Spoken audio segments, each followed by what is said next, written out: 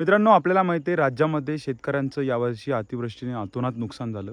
शेतकऱ्यांचं सोयाबीन वाहून गेलं, कापूस असेल त्याचं नुकसान झालं आणि यावर्षी शेतकऱ्यांचं जे म्हणजे पीक आहे ते नुकसान झाल्यामुळे राज्य सरकारने कुठेतरी आपल्याला माहिती 32,000 कोटीचं पॅकेज जाहीर केलं. पण त्यामधून शेतकऱ्यांना नेमके पैसे किती भेटले? 8,500 जाहीर करून नेमके पैसे किती भेटले? हा एक प्रश्न आहे मित्रांनो. यानंतर मित्रांनो, आपल्याला माहिती आहे ऑलरेडी एवढं शेतकऱ्यांचं नुकसान झालेलं आहे आणि कुठेतरी गेल्या 2 वर्षापूर्वी राज्य सरकारने जशी भावांतर योजना राबवली होती, त्याचप्रमाणे भावांतर योजना राबवावी असं प्रत्येक शेतकऱ्याला वाटत होतं. आणि याच संदर्भात मित्रांनो, राज्याचे मुख्यमंत्री जे होते आधीचे अशोकरावजी चव्हाण यांच्यामार्फत राज्यसभा असते, या राज्यसभेमध्ये मित्रांनो याची भावांतर योजना राबवावी याची मागणी करण्यात आली. पण मित्रांनो, आपल्याला माहिती आहे मध्य प्रदेश सरकारने देखील ही योजना दरवर्षी राबवतं आणि मध्य प्रदेश सरकारने देखील ही योजना राबवलेली आहे. मध्य प्रदेशातील जे शेतकरी त्यांना जो भावाचा फरक भेटतो, म्हणजे जे ॲक्चुअलमध्ये भाव असतो मार्केटमध्ये, त्याच्यामध्ये जी तफावत असते ती मध्य प्रदेश सरकार स्वतः देतं. यामध्ये मित्रांनो आपल्याला माहिती आहे सोयाबीनचं उत्पादन जे निघालेलं आहे आपल्या शेतकऱ्यांचं ते हमीभाव केंद्र राज्य सरकारने सुरू केले. पण ते हमीभाव केंद्रामध्ये प्रत्येक शेतकऱ्याचं सोयाबीन गेलं नाही किंवा ज्यावेळेस शेतकरी सोयाबीन विकत होते मित्रांनो, त्यावेळेस शेतकऱ्यांना भाव कमी होता, कापसाला भाव कमी होता. आता भाव वाढलेले आहेत. पण प्रत्येक शेतकऱ्याचं जे सोयाबीन आहे ते हमीभाव केंद्रात गेलेलं नाही आहे किंवा त्यांना कमी भावात विकावं लागलं.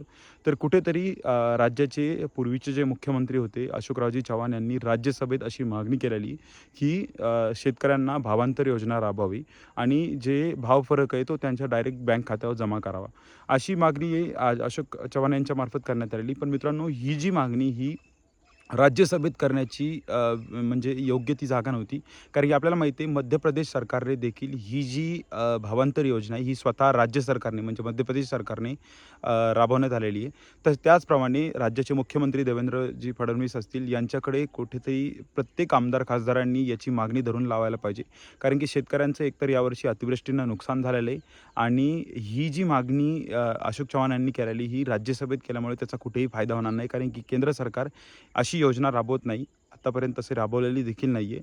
त्यामुळे प्रत्येक आमदार, खासदार असो यांचं कर्तव्य आहे त्यांनी हे जो मुद्दा आहे हा लावून धरायला पाहिजे आणि शेतकऱ्यांना कुठेतरी जो त्यांच्या हमीभावामध्ये फरक पडलेला आहे किंवा ज्यांना भाव कमी लागला, ज्यांना नाफेडला सोयाबीन देता नाही आलं, हमीभाव केंद्रात सोयाबीन देता नाही आलं, असे करोडो शेतकरी इथं, लाखो शेतकरी इथं, त्यांना कुठेतरी या योजनेचा फायदा होईल. एक पाऊल पुढे पडण्यात आलेलं आहे मित्रांनो. अशोकरावजी चव्हाण यांनी ही मागणी राज्यसभेमध्ये मांडलेली. पण कुठेतरी राज्यामध्ये म्हणजे मुख्यमंत्री असतील किंवा सगळ्या मंत्र्यांसमोर ही मागणी जर ठेवली तर याचा निश्चित शेतकऱ्यांना फायदा होऊ शकतो. सो मला तुम्हाला या व्हिडिओच्या माध्यमातून हेच एक महत्त्वाचं अपडेट द्यायचं होतं. आपला हेतू असतो तुमच्यापर्यंत खरी आणि जेन्युइन माहिती पोहोचण्याचा. आपला जर व्हिडिओ तुम्हाला आवडला असेल तर कृपया चॅनलला सबस्क्राईब करा, या व्हिडिओला लाईक करा. धन्यवाद.